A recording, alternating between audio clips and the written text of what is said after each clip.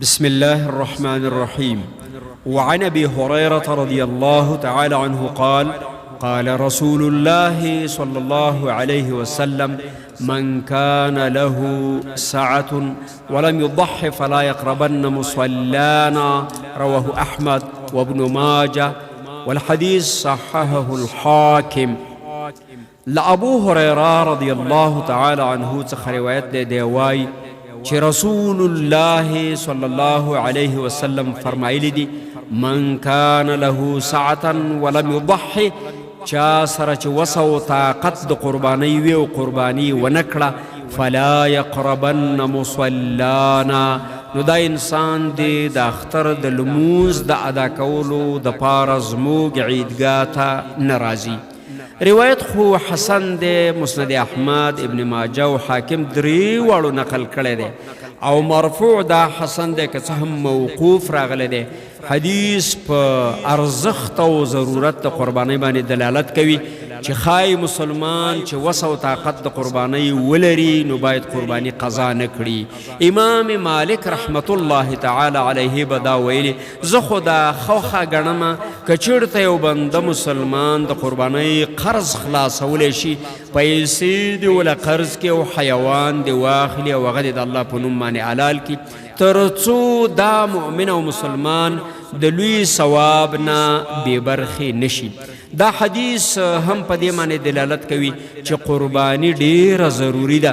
د دې وجې نه فقهای امت دې معنی حکم د وجوب کوي چې واجب د قرباني سنت مؤکد یا واجب دا تقریبا په یوه مرتبه کې دي. نو فرمایي رسول الله صلی الله علیه وسلم: ضرور به قربانۍ کوئ چې وسم رسیږي، او که نه کوئ بیا مانځله رانشئ. دلته د مانځه ممانعت مراد نه دی، دلته تأکید دی په دې باندې چې ای سرمایهدارو، ای مالدارو، ضرور بالضرور قرباني وکړئ، د الله د رضا دپاره وکړئ.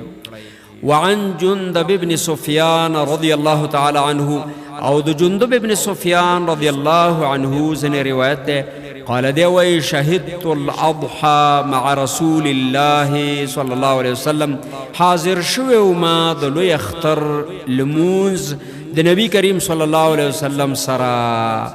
فلما قضا صلاته بالناس، چې خلکو ته یې د لوی اختر جمع ورکړه او لمونځ پوره شه، نظر الى غنم قد ذبحت، نو وی کته چې ګوري ځینې واړه حیوانات ګډې بزې هغه حلالې کړې شوي دي. فقال نبی کریم صلی الله علیه وسلم ویله: من ذبح قبل الصلاة فلیذبح شاة مکانها، که چا لالکه مخکې کړي وي د هغې په ځای د اوس یو بل وړوکی مال ګډ یا بزه حلاله کړي. ومن لم یکن ذبح فلیذبح علی اسم الله، او چې لا تر اوسه چا مال نه دی حلال کړی، اوس یې وخت راورسېد، د الله نوم دې واخلي او مال دې حلال کړي.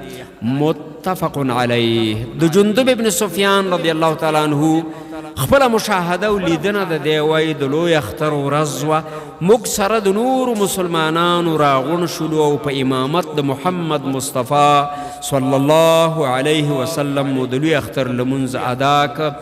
څه کتل نبی کریم صلی الله علیه وسلم چې ولیده چې چا مالونه مخکې حلال کړي وو، حکم یې وفرمایه چې دغه اضحیه نه ده شوې د اختر د مانځه نه مخکې، او که چا حلالکه کړي وي بیا دې د هغې قضا راوګرځئ، او چې چا مال نه حلال کړی نو اوس وخت د قربانۍ داخل شه، اوس دې د الله نوم واخلي او مال دې حلال کړي. حدیث په دې خبره باندې دلالت کوي چې د قربانۍ مال ذبح کول د اختر د مانځه نه وروسته دي، مخکې قرباني نه کیږي. که دا بانډي وي او که شهري منطقه وي چې کله امام المسلمین یا د هغه نائب هغه لمونځ وکړي او یو سړی په لرې سیمه کې اوسیږي، نو بیا د قربانۍ وخت داخل دی. البته چې څوک په مانځه کې شریک وي هغوی به تر هغې انتظار وباسي چې سلام او خطبه تمام تمام شي او د هغې نه وروستو مال حلال کړی شي. ورونو مؤمنانو، که موږ دا مالي عبادات د محمد صلی الله علیه وسلم په مبارکه طریقه باندې سرته ورسو نو ثواب به مو په نصیب شي، او که دلته موږ نبوي لارښوونې د پامه وغورځو نو مال به مو هسې عبس لاړ شي.